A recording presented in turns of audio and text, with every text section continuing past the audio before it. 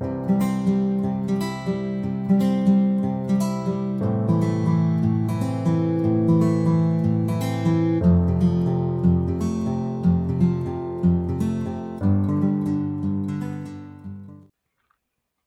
so if you look at this slide, this tells you some of the most important things or how you should carry out yourself when you're doing your reading. Okay, and reading is typically dangerous for many people, or is difficult for many students because of the fact that part A is strictly timed. You have a limited amount of time to complete part A, and that time may not be sufficient for many people, and they find it difficult to complete their test within the specified amount of time. So we'll look into some of the things that can be done in order to prevent or in order to save as much time as possible, and at the same time get right answers as well. Okay, so in part A, a good strategy is most helpful since you only have 15 minutes to find the answers. You know that you don't have much time, you just have 15 minutes to find your answers. The following approach will help you to maximize your marks, even though when you have this time constraints. Okay, so if you look at the next slide, you will see that the first set, question number from question number 1 to 7. Okay, you know that this type of question, you have to locate where the information comes from, which paragraph contains the information. Okay, so for that, what you can do is read the heading of each text. Okay, first you try to read the heading of each text and underline or circle the keywords. These are the words that carry the main meaning in the headline. So that means, reading the headline of that particular paragraph will let you know what is the content of that paragraph. Okay, so and while you are reading for that, you can quickly underline something that you think is important and which will help you to identify what is the content of that particular paragraph. Okay, to understand what the paragraph contains. Okay, so that maybe the next time when you are trying to read, or when you are trying to look for information, you don't have to try to read all those things. Instead, you can quickly go through the heading, and that will give you an idea what that paragraph might contain, what kind of information is included in that paragraph, and it will be easy for you to go through and find answers. Okay, so see, then they are suggesting you to read the first question, pay attention to the keywords. Even when the question, when you are reading the question, pay attention to the keywords. Keywords are those kind of words which will help you to identify the meaning of what you are trying to read. What is the sentence talking about? So the keywords will help you, or keywords are the words that will help you to locate that information. You understood? So those keywords you should keep in your mind. Based on the keywords in the first question, select the most relevant text. So the next thing that you have to do is, based on the keywords, try to locate. Okay, this particular information will be somewhere in text A, somewhere in text B, based on the heading. Okay, and come to, if you are not sure which text the question is referring to, try the next question. You don't have to waste your time trying to locate information. Okay, so maybe because after you try to do a couple of more questions, you will get an idea where that particular question might be. All right, so that is, and it might be more obvious by the time you do it. Okay, so that is what you have to pay attention to when you are doing your first set to initially start with. Did you understand this? Okay. Second thing, for the remaining two or three sets, that means question number 8 to 16 and 8 to 15 and 16 to 20. Read each question, paying attention to the keywords. Based on the keywords in the question, select the most relevant text. Again, the same thing. Okay. Scan the relevant text for more of the keywords you found in the question. Try to look for those keywords or any other synonyms for that keyword and try to locate, okay, where is that particular information. You understood?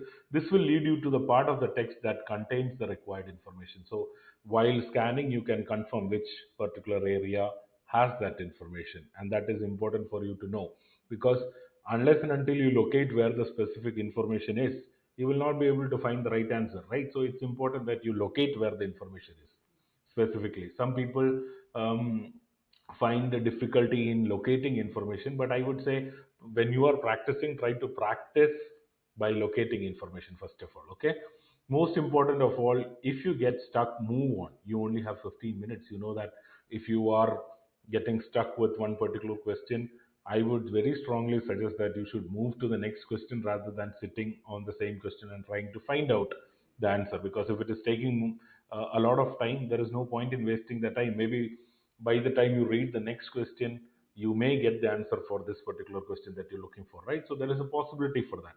And there might be answers you can find further along in the set. So that is what the point that I'm trying to make here. That means first you may, if you're not able to find an information, go to the next question. And when you read the next question, you may sometimes come across any information that was related to your first question, and you may answer that also. You understood? But don't waste your time reading the same thing again and again or trying to locate it. Okay. Then how to prepare for part A? How to prepare for part A means that what you should do to improve your part A, basically. Okay. So you first of all, you know that you have to expose yourself to similar text. Try to get access to as much different text that you can. You have a lot of journals, and you can get a lot of information like this. Maybe the question paper itself.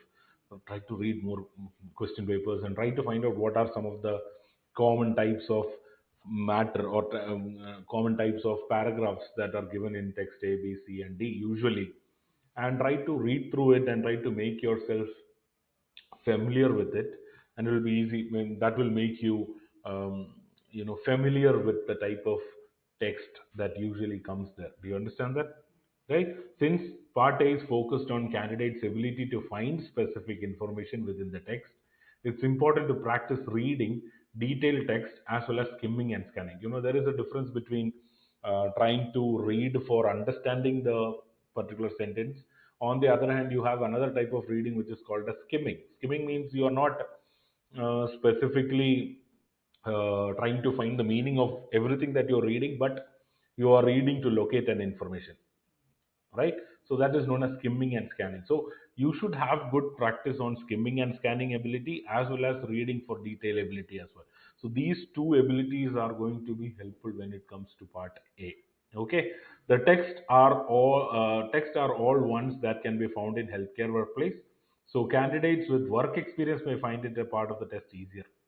You know what? Because these kind of text are usually found in your workplace setting. So the next time when you are working, try to read anything that you get as an information across you. Maybe there are some leaflets or things like that lying around. Try to read through and try to understand the meaning, because the goal here is that you have to make yourself as familiar as possible with these medical context information written in a medical context, and because that will give you an upper hand when it comes to understanding what it is written. Okay. Candidates who don't work currently in the work settings, those who do not want to expose themselves to wide variety of relevance, should use the internet to find the text. You understood? So use any source. Okay, it should be, if it is from internet, if it is from your workplace, any such kind of thing. Your ability to constantly read and understand what you're reading is extremely important in all the four modules. It's not just important for your reading. Maybe when you are doing your listening also, you should read and understand the questions before the audio plays. So if you have to understand it, you should definitely spend a considerable amount of time reading. You understand what I'm trying to do? So reading is something that is fun, as well as for some people it might be really difficult to understand what we are reading. But at the same time, for you, I think, spend as much time as possible and make yourself familiar with these kind of medical context text. Okay, so this is the best way to prepare. And finding keep trying to find answers always. You only read to find answers, or you only read when you are given a textbook to when you are given a reading question paper. So these kind of things, you have to understand that it's only not improving your reading ability, but it is improving your ability to find your answers. But maybe how to take the test and all those things, test taking skills are improved, but your fundamental language will be improved only if you spend your time reading to different varieties of text, not the same text again and again. Try to expose yourself to different kinds of text. Okay, so if you see skimming and how to do skimming. Okay, reading just the main words of the text. Pick the text with a mixture of written information and pictures, figures, or graph. Read through the text, paying attention only to the main word in each sentence. ignoring all small words like and or the. Look at the headings and subheadings and images. You understood? This is how you have to do your skimming. You don't have to focus on small bits of words. You have to the big ones, the verbs that are there. So that will give you an idea what this particular sentence is talking about. All right. Write down the few dot points of the main points you picked up from skimming the text. Do this regularly. This it is a skill that you develop with practice. Okay. That means you know this is something that you can do even with a newspaper. Okay. Take a small article from the newspaper. Try to skim read it without reading everything. Try to read only the main points and try to figure out what is the paragraph trying to tell you, and try to write down those points somewhere, so that what happens is that your skim reading ability is regularly practiced, and doing this is going to help you to improve your reading ability gradually. Did you understand this point? All right. Then scanning is another ability which is called for looking for a particular information in the text. Okay. Again, pick a text, read the first 1 to 2 sentences of the text, and underline 2 or 3 keywords. Okay. Keep these 2 or 3 keywords in mind. Look for the rest of the text and try to find out any other places in which they are used. You understood? If you do not succeed, read the text more slowly to make sure that you haven't missed them. Okay, trying to find out the keywords, that ability has to be practiced. That means you can take a big paragraph from the newspaper, try to underline 2 or 3 keywords, and try to locate where what are the other places where the similar keywords are mentioned. You understood? So this is something that you can do during your free time to continuously practice your ability to skim and scan for particular information. Okay. So if at all you are not able to locate a particular keyword by reading it fast, maybe slow down a little bit and try to read it again and ensure that you have or don't have that information there. Okay. Practice doing the same exercise but with numbers instead of keywords. Okay. These kind of different types of practices, not necessary that you have to do this when you are doing your reading or on a reading test. This can be practiced anywhere, okay, including get an English magazine or a medical journal that you may get. You can download it from online. Okay, so these kind of things, and constantly doing this will fasten your ability to locate information and read. You understand? And which is very important for you when you are trying to locate your information in part A. Did you understand that point? Now let's look at part B, okay? What happens in part B? In order to answer multiple choice questions in part B as accurately as possible, follow the approach below. Okay, the first one is read the question for text A and underline and circle the keywords. Okay, first you have to read the questions for text A. Okay, whatever the first text is, read the question. Okay, not don't read the entire paragraph or content. Read the question and keywords. Okay, because once you underline the keywords, you know what are you looking for, what is the question asking you. Okay, then read options. Okay, and underline and circle the keywords in the options also. Okay, then after that scan through the text, look for any keywords in the question and answer option which is there in option A. Okay, underline the circle piece of information that supports this answer. Similarly, second answer option, underline the keyword and look for information. This is one way to do it.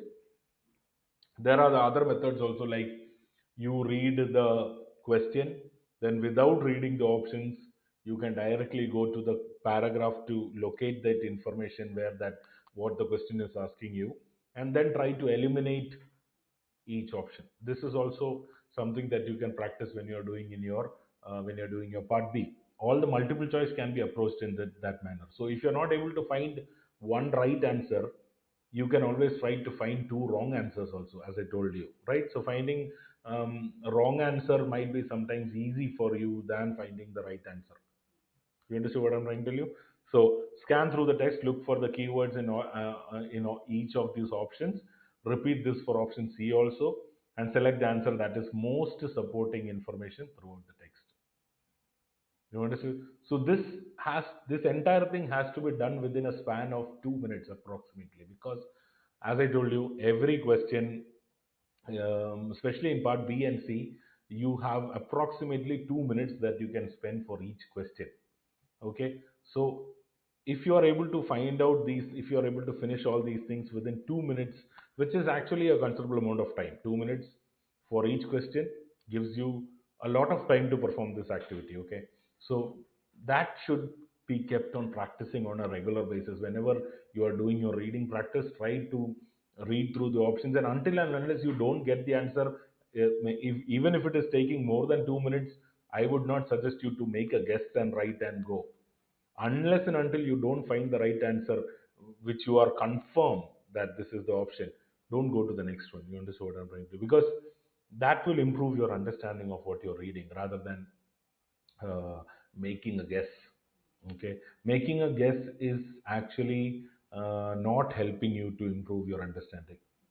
Okay, so never make a guess until you are sure, because these questions and the options and the information in the paragraph is very clearly written. Okay, that is a person who knows English or knows, who reads and understand whatever he is reading, will not find it very difficult to find an answer, because it is very specifically written. So all you have to understand is that you have to upgrade your ability to understand what you're reading.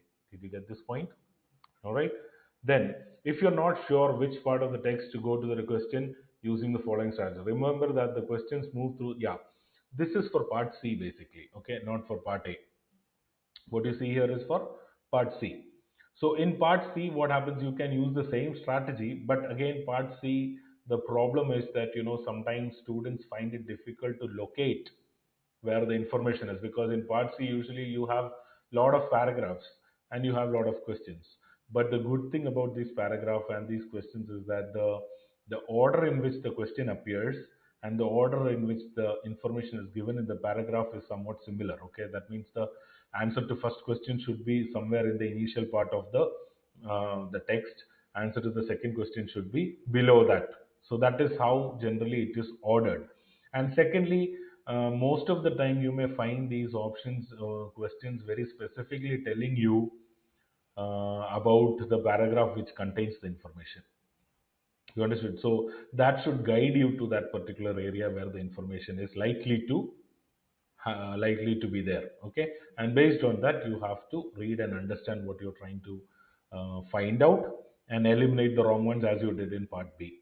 That is how you have to go with your part C. But again, as I told you, by the time you reach your part C, it makes you very you get tired and you get fed up with reading all these things. It's common. But again, you have to, maybe you can use your strategies. You can try to do the last text 2 in part C first, and then you come back to B part.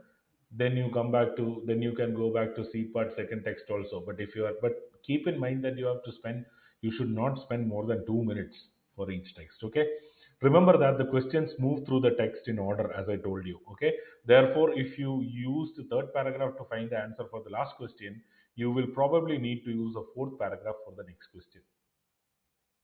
Okay, circle and underline the keywords in the question or the first answer option. If the question stem is very short, then read the first sentence only or each paragraph to look for similar words. That means how to locate information. Okay, sometimes you have to read just only the part of that sentence and write question sentence and try to locate what are they trying to tell you, what are they trying asking you to find out, and then locate that information, go into that paragraph.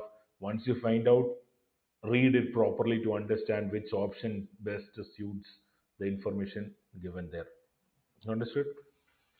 This can give you clues about which paragraph is relevant to that question. Okay, this will indicate which paragraph has more information or the relevant information to that particular question. Did you understand this? All right. So now how to prepare for part A? I think say expose yourself. In part B, you get policy documents, you get procedural documents or information in which procedures will be written. Sometimes it will be staff announcements or email, internal communications. These are some of the common type of text that you find in part B.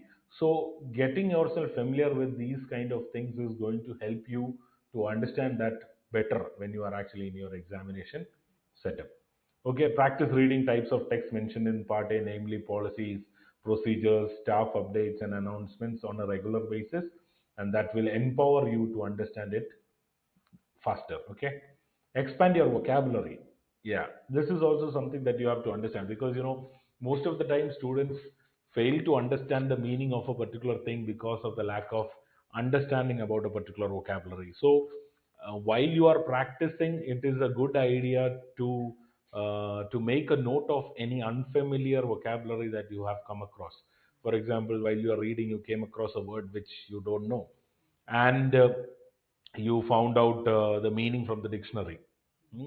And you decided you understood the meaning and you continued with the thing, but in between that, pause for a second, write it or document that particular word and its meaning onto a piece of paper or a notebook, so that you can refer to that later. Go home once you've done with this. Go once you have spent your own time to study, you can go through these vocabularies on a regular basis, so that the next time you get any such kind of vocabulary anywhere, you don't have to struggle thinking what was it. You understood? Obviously, the more words you understand within the text, the more likely you are to answer questions about it correctly. Obviously, yes. The more questions, the more words you know, your understanding improves accordingly. Okay. Since OET is a test of English, it makes sense to increase your English vocabulary in preparation for the text. Did you understand this point? All right. Then, to answer questions in part B correctly, you need to be able to understand the general idea sometimes. Okay, sometimes the question is trying to find out the general idea. They will ask you what is the purpose of this particular thing. In that case, you cannot look for specific information. You have to understand the overall meaning of what you're reading. All right. Or sometimes then the question may be asking you to locate a main point about any particular thing. So when you are reading the question itself, you should decide what are you trying to find out. Is it one particular information from the paragraph that you're looking for, or is it something the overall meaning of what you are the paragraph? So that will help you to modify your reading ability accordingly, and do that reading within that 2 minutes of time that you have. Okay. Text without necessarily understanding all the words within it. Sometimes you may not have to understand each and every word that is given in that paragraph. You may be able to skim through that and understand. You can generate an overall meaning of what the paragraph is trying to talk about. In such case, if the question is asking you a question based on the overall meaning of the paragraph, then you don't have to specifically read each and every word. Okay, you know that you just need to understand the overall meaning of what it is. So this comes through experience. You understand, more time you spend on trying to expose yourself to different type of questions and different types of text that you get, that time is going to help you in modifying your reading ability according to the question. Did you get this point? The more ready you are to accept this, the less likely you will be spending too much time on each text. Okay, that means you have to understand that every part B question or every multiple choice question should not be approached in the same manner. Okay, even the questions have their own variations based on what is the question asking you to find out. Okay, so understanding that variation and modifying your reading according to that variation is something that will help you to understand without wasting much time. You understood that point? So that is what you can help yourself with to be more comfortable with not understanding all the words by obtaining a text sample, skim one paragraph or section of the text. About 100 to 150 words is the length that you have. Write down one or two main points that the author has made in the paragraph. Avoid writing specific details. You understood? That means try to read a paragraph and generate a summary of the paragraph. You understood? And try to read that thing properly and check the summary that you've written is correct or not. You understood? These kind of small activities that you can do apart from your actual OET reading is going to make your reading powerful. You understood that point? All right. Part C. The best strategy to use the question for part C is similar to that of part B, because they both are multiple choice questions. So the text that the way that you approach part B and part C is somewhat similar. Okay. Read the first question of the text one and underline the keywords. Based on the keywords in the questions, go to the relevant part of the text. In many cases, you will be told which paragraph to go in the first question. So the paragraph number will be one of your keywords. You understand what I'm trying to say? Most of the time, the question will tell you in which paragraph this information comes from. So in such case, you don't have to worry about reading everything else, only that paragraph. So, try to, maybe you can do your own strategies. If you think that anything written below that paragraph is going to distract you, you can simply cover it up and try to read only that portion, okay? Because all these things are going to narrow down your focus on what you are reading. So, how properly you read that particular content matters, okay? Did you understand this? Scan the relevant section of the text for any of the kind of keywords you found in the first question. This will lead you to the part of the text that contains the relevant information for that question. Okay. Once you have found the relevant section of the text, check each answer option according to the information in the text. Do not simply select the first answer you see that looks correct. Yeah, that is something that commonly people do as a mistake, because um, they see that this word is also there in the paragraph, so it's easy for you to narrow down, or you may assume that you found out the answer. But again, you have to understand that words may be there. Okay, that means um, one word in the question or one word in the paragraph can match. Okay, but that actually doesn't mean that the entire option is matching. You understood? So you have to pay attention to the entire detail of the option before you finalize your answer and put it onto it, or you shade it. Okay. There may be a better option down the line of list of options. Okay. I mean, don't attempt to finalize an answer without reading other options. You understood? Like sometimes the first option is very obvious. You see, this is the right answer, but don't select it until you read the remaining two options also. And to ensure that, so that is why I always insist that if you are finding a right answer, at the same time while you practice, find the other two wrong answers also. Why the other two answers went wrong, that should also be found out. Did you understand? So that will ensure that you are finding the right answer, and you don't have any problem with that. Okay. Since there are two texts to read and answer, it's recommended that you divide your time to manage it effectively. Spend no more than 15 minutes between answering questions about text one. You know that approximately 15 minutes is what you can spend for one text in part C. The other 15 you should give for the next text in part C. Do you understand this? Okay. Along after 15 minutes, move on the text two. There may be easier questions. Further along, you don't have a chance to answer if you spend all your time on text one. You understood what I'm trying to tell you? Sometimes there may be some answer that might not require that much time for you to answer. It will be obvious. Sometimes the meaning of a particular word or any such kind of answers may not be time consuming for you. It might be easy for you to find out. If you have such questions, try to finish them off as quickly as possible than spending a lot of time for a question that is difficult for you to understand and find an answer. You understood? Because number of right answers matters. Okay. Spend no more than 15 minutes answering question in text 2 also, as I told you. Aim to finish part B and C with at least 5 minutes to spare, if possible. You have 45 minutes. Try to finish B and C in within 5 minutes. Okay. This is for checking your answers and returning to questions that you don't have time to complete, that you didn't have time to complete. So if at all you have missed, don't leave any answers. Okay. Try to try to find anything that is suitable and mark it and go, because you definitely don't have a negative option there, or you don't have a negative marking there. So it's important that you don't leave any question unanswered. Okay. How to prepare, expand your vocabulary. Since the focus of part C is language comprehension, that means the focus of this part of the text is to check your understanding of language. It is again very important to increase your English vocabulary before the test. Okay, so try to familiarize yourself with the different types of text, different type of vocabularies, different type of sentence structures, grammatical way structures, commas, all these things you should pay proper attention while you are practicing, and that will help you to improve your understanding about a certain type of text. You understood? The time you spend on understanding. So, like what I commonly tell to students is that if they are not able to find all the right answers, or if they are not able to find answers in part C initially, don't be disheartened. Okay, it is just a matter of practice, and once you regularly do that, it will improve your understanding greatly, and it will help you to improve your this thing. Okay.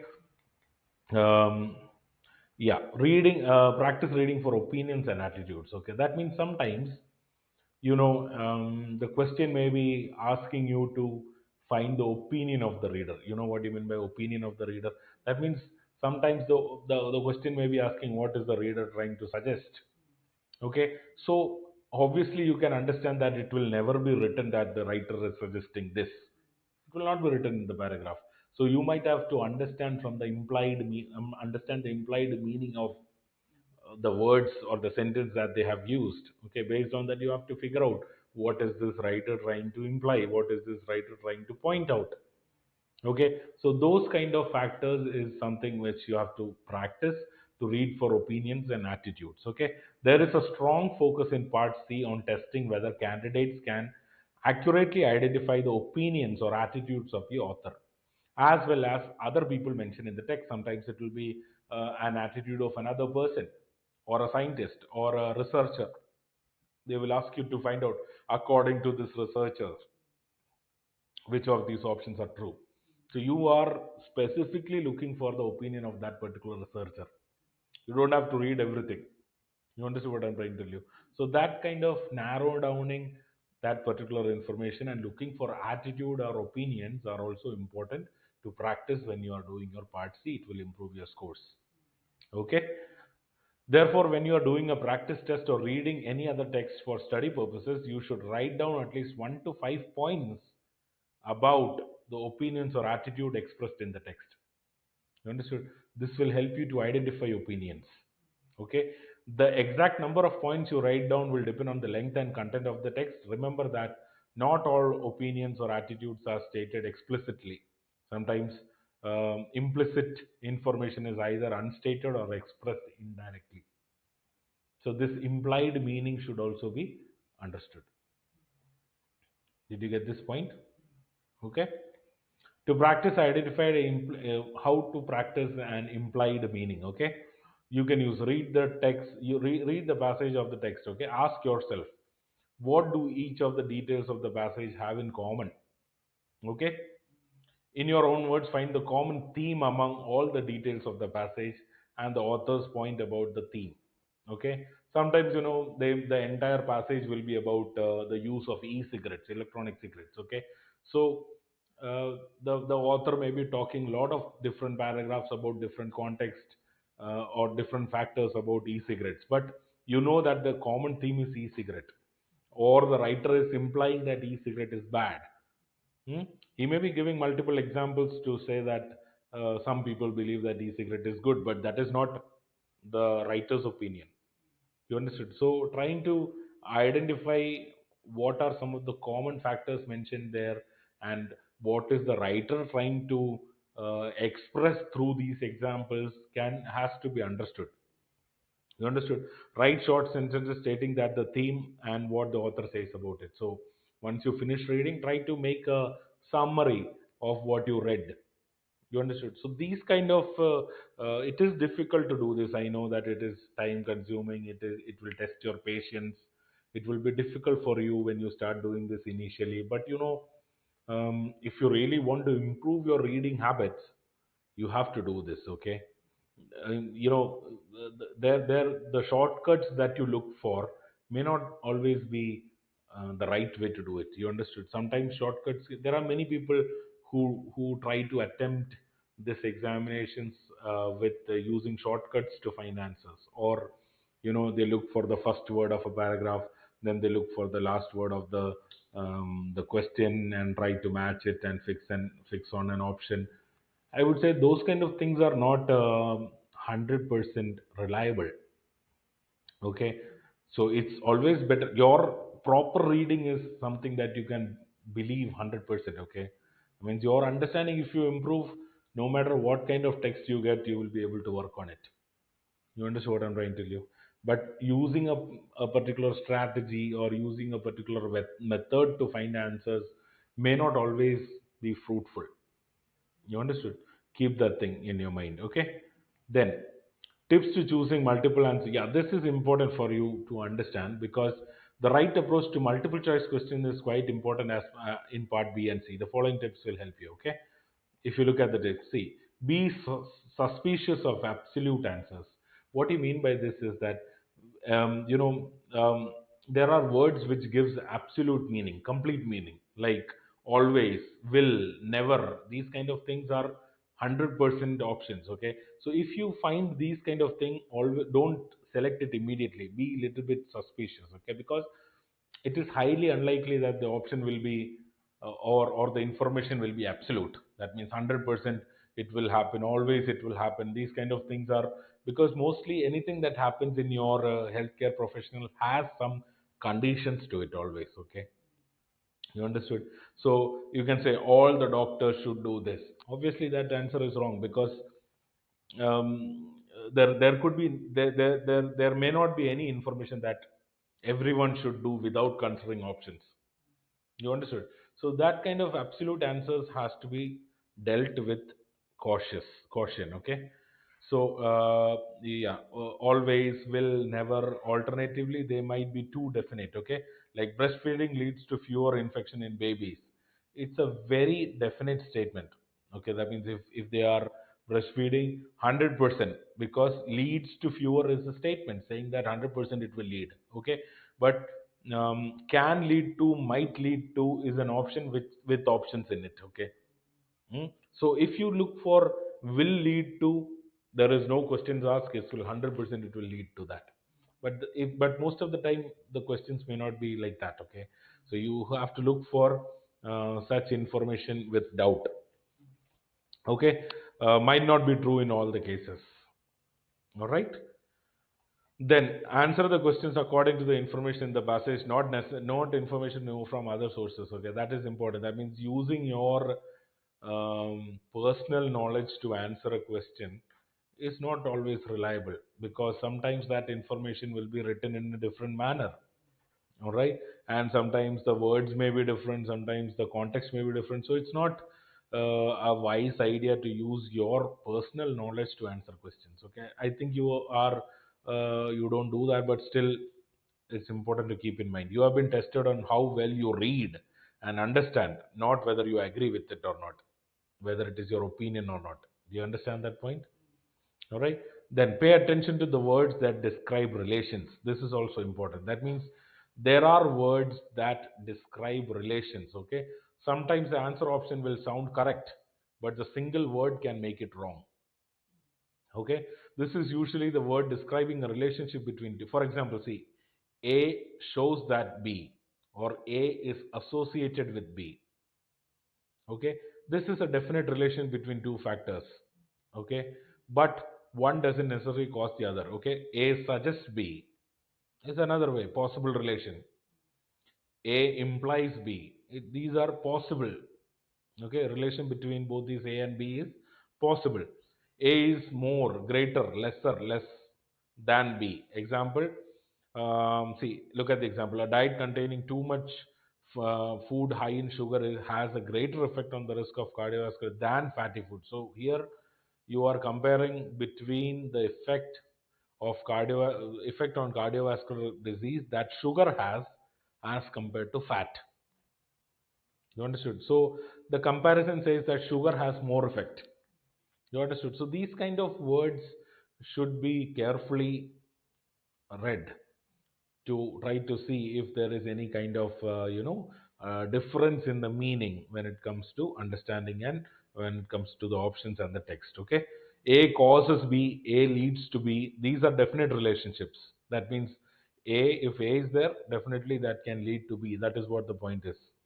Okay, so these kind of relation describing words are also extremely important for you to find answers.